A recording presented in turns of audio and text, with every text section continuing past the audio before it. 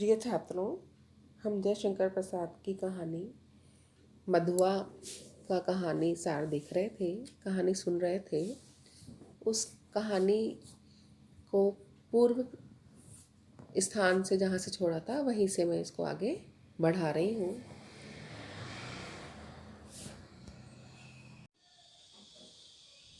मधुआ, जा सो रहे, नखरा न कर, नहीं तो उठूंगा तो खाल उधेड़ दूंगा, समझा ना। मधुआ उस बच्चे का नाम है, बालक का नाम है, जिसकी सिसकियाँ शराबी को सुनाई दी हैं। शराबी चुपचाप सुन रहा था। बालक की सिसकी बढ़ने लगी। फिर उसे सुनाई पड़ा, ले भागता है कि नहीं, क्यों मार खाने पर तुला है। भयभीत बालक बाहर चला आ रहा था। शराबी ने उसके छोटे से सुंदर गोरे मुंह को देखा। आंखें की बूंदें, आंसू की बूंदें ढलक रही थीं। बड़े दुलार से उसका मुंह पहुँचते हुए उसे लेकर वह फाटक से बाहर चला आया। 10 बज रहे थे, कड़ाके की सर्दी थी। दोनों चुपचाप चलने लगे। शराबी की मौन सहानुभूति को उस छोटे से हृदय ने स्वीकार कर लिया। वह चुप हो गया। अभी वह एक तंग गली पर रुका ही था कि बालक के फिर से सिसकने की उसे आहट लगी। वह धिड़क कर बोल उठा, अब क्यों रोता है रे छोकरे। बालक बोलता है, मैंने दिन भर से कुछ खाया नहीं। कुछ खाया नहीं? इतने बड़े अमीर के यहाँ रहता है और दिन भर तुझे खाने को नहीं मिला? यही तो मैं कहने गया था जमादार के पास। मार तो रोज ही खाता हूँ, आज तो खाना भी नहीं मिला। कुंवर साहब का ओवरकोट लिए दिन खेल में दिन भर साथ रहा। 7 बजे लौटा तो और भी 9 बजे तक कुछ काम करना पड़ा। आटा रख नहीं सका था, रोटी बनती तो कैसे। जमादार से कहने गया था। भूख की बात कहते कहते बालक के ऊपर उसकी दीनता और भूख ने एक साथ ही जैसे आक्रमण कर दिया। वह फिर हिचकियाँ लेने लगा। शराबी उसका हाथ पकड़कर घसीटता हुआ गली में ले चला। एक गंदी कोठरी का दरवाज़ा ढकेल कर बालक को लिए हुए वह भीतर पहुंचा। टटोलते हुए सलाई से मिट्टी की ढेबरी जलाकर वह फटे कंबल के नीचे से कुछ खोजने लगा। एक पराठे का टुकड़ा मिला। शराबी उसे बालक के हाथ में देकर बोला, जब तक तू इसे चबा, मैं तेरा गड्ढा भरने के लिए यानी पेट भरने के लिए कुछ और ले आऊं। सुनता है रे छोकरे, रोना मत, रोएगा तो खूब पीटूंगा। मुझे रोने से बड़ा बैर है, पाजी कहीं का, मुझे भी रुलाने का। शराबी गली के बाहर भागा। उसके हाथ में 1 रुपया था।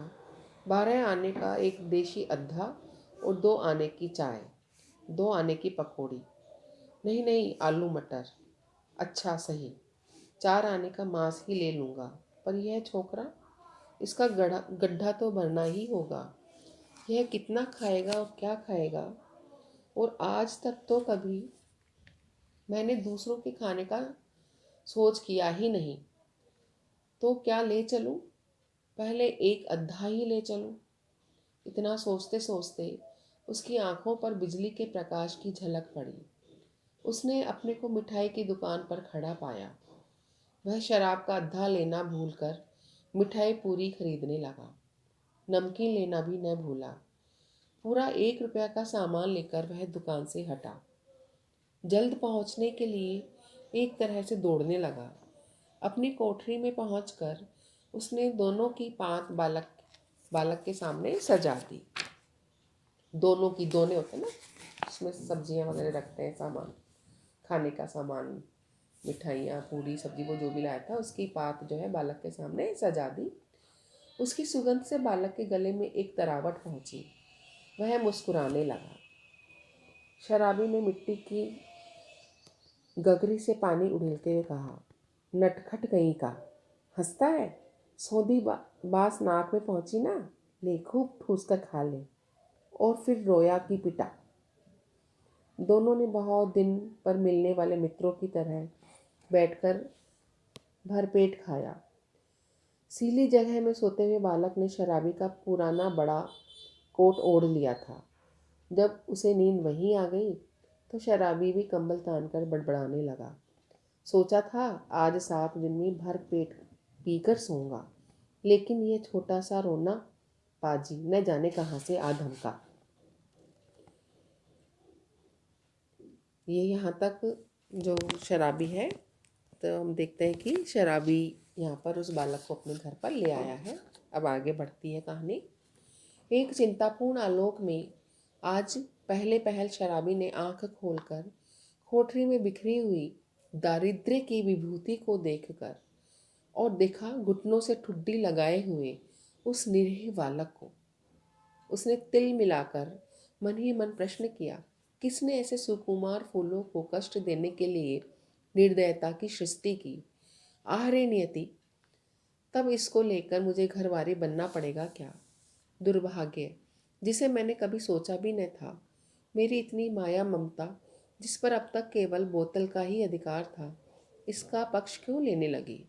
इस छोटे से पाजी ने मेरे जीवन के लिए कौन सा इंद्रजाल रचने का बीड़ा उठाया है? तब क्या करूं? कोई काम करूं? कैसे दोनों का पेट चलेगा? नहीं, भगा दूं इसे? आंख तो खोले। बालक अंगड़ाई ले रहा था। वह उठ बैठा। शराबी ने कहा, ले उठ, कुछ खा ले, अभी रात का बचा हुआ है, और अपनी राह देख। तेरा नाम क्या है रे? बालक ने सहज हंसी हंसकर कहा, मधुआ। भला हाथ मुंह भी न धोऊं, खाने लगूं? जाऊंगा कहाँ? आह, कहाँ बताऊं उसे कि चला जाए? कह दूं कि भाड़ में जा, किंतु वह आज तक दुख की भट्टी में जलता ही तो रहा है। वह चुपचाप घर से झल्लाकर सोचता हुआ निकला। ले पाजी, अब यहाँ लौटूंगा ही नहीं, तू ही रह इस कोठरी में। शराबी घर से निकला, गोमती किनारे पहुंचा। गोमती किनारे पहुंचने पर उसे स्मरण हुआ कि वह कितनी ही बातें सोचते आ रहा था, पर कुछ भी सोच न सका। हाथ मुंह धोने में लगा, उजली हुई धूप निकल आई थी। वह चुपचाप गोमती की धारा को देख रहा था। धूप की गर्मी से सुखी होकर वह चिंता भुलाने का प्रयत्न कर रहा था कि किसी ने पुकारा, भले आदमी रहे कहाँ? सालों पर दिखाई पड़े, तुमको खोजते खोजते मैं थक गया।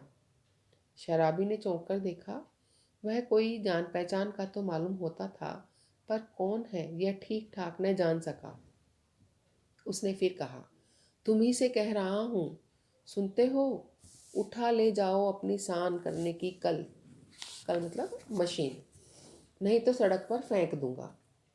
एक ही कोठरी जिसका मैं 2 रुपए किराया देता हूँ, उसमें मुझे अपना कुछ रखने के लिए नहीं है। ओहो राम जी, तुम हो? भाई मैं भूल गया था। तो चलो आज ही उसे उठा लाता हूँ। कहते हुए शराबी ने सोचा, अच्छी रही, उसी को बेचकर कुछ दिनों तक काम चलेगा। उसको किसको? उस मशीन को, उस कल को। गोमती में नहाकर राम जी उसका साथी पास ही अपने घर पर पहुंचा। शराबी को कल देते हुए उसने कहा, ले जाओ, किसी तरह मेरा इससे पिंड छूटे। बहुत दिनों पर आज उसको कल ढोना पड़ा। किसी तरह अपनी कोठरी में पहुंचकर उसने देखा कि बालक चुपचाप बैठा है। बड़बड़ाते हुए उसने पूछा, क्यों रे, तूने कुछ खा लिया कि नहीं? भर पेट खा चुका हूँ, और वह देखो तुम्हारे लिए भी रख दिया है, कहकर उसने अपनी मधुर हंसी से उस रूखी कोठरी को तर कर दिया। शराबी एक क्षण भर चुप रहा, फिर चुपचाप जलपान करने लगा। मन ही मन सोच रहा था, यह भाग्य का संकेत नहीं तो और क्या है?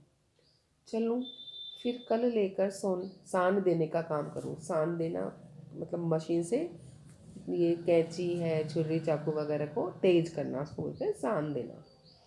तो चलूं, फिर कल लेकर सान देने का काम चलता करूं, दोनों का पेट भरेगा। वही पुराना चरखा फिर सिर पड़ा। नहीं तो दो बात किस्सा कहानी इधर उधर की कहकर अपना काम चला ही लेता था। फिर अब तो बिना कुछ किए घर नहीं चलने का। जल पीकर बोला, क्यों रे मधुआ, अब तू कहाँ जाएगा? मधुआ बोलता है, कहीं नहीं। शराबी, यह लो, तो फिर क्या यहाँ जमा गड़ी है कि मैं खोद खोद कर तुझे मिठाई खिलाता रहूँगा? तो वो बालक बोल रहा है, मधुआ, तब कोई काम करना चाहिए। करेगा जो कहो। अच्छा, तो आज से मेरे साथ साथ घूमना पड़ेगा। यह कल मैं तेरे लिए लाया हूँ, यह मशीन तेरे लिए लाया हूँ। चल, आज से तुझे सान देना सिखाऊंगा। कहाँ रहूँगा इसका कुछ ठीक नहीं। पेड़ के नीचे रात बिता सकेगा ना? कहीं भी रह सकूँगा, पर उस ठाकुर की नौकरी न कर सकूँगा। शराबी ने एक बार स्थिर दृष्टि से उसे देखा। बालक की आंखें दृढ़ निश्चय की सौगंध खा रही थी। शराबी ने मन ही मन कहा, बैठे बिठाए ये हत्या कहाँ से लगी? अब तो शराब न पीने की मुझे भी सौगंध लेनी पड़ेगी। वह साथ ले जाने वाली वस्तुओं को बटोरने लगा। एक गट्ठर का और दूसरा कल का। 2 बोझ हुए। शराबी ने पूछा, तू किसे उठाएगा? जिसे कहो। अच्छा, तेरा बाप जो मुझको पकड़े तो? कोई नहीं पकड़ेगा। चलो भी, मेरे बाप मर गए। शराबी आश्चर्य से उसका मुंह देखता हुआ कल उठाकर खड़ा हो गया। बालक ने गठरी ला दी। दोनों कोठरी छोड़कर चले गए और यहीं पर अब कहानी समाप्त होती है। और हम देखते हैं कि कैसे एक शराबी जो कि अकेला है, वह उस मधुआ बालक जो कि उसके लिए कल तक अनजान था, उसके लिए वापस कार्य पर लौट जाता है और यही कहानी समाप्त होती है।